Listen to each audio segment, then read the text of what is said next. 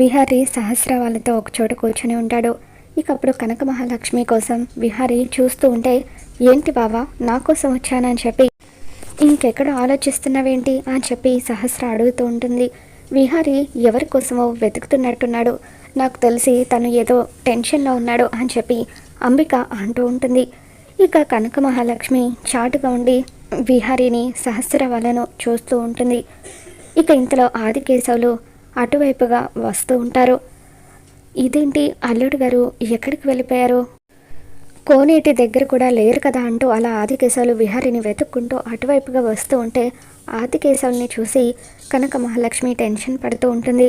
ఎట్టి పరిస్థితుల్లోనూ విహారీ గారిని సహస్ర వాళ్ళతో నాన్న చూడకూడదు అని చెప్పి ఇక అలా విహారీ గారు అని చెప్పి కనక మహాలక్ష్మి మెల్లిగా విహారీని పిలిచి ఆదికేశవులు వస్తున్న విషయాన్ని చెబుతుంది.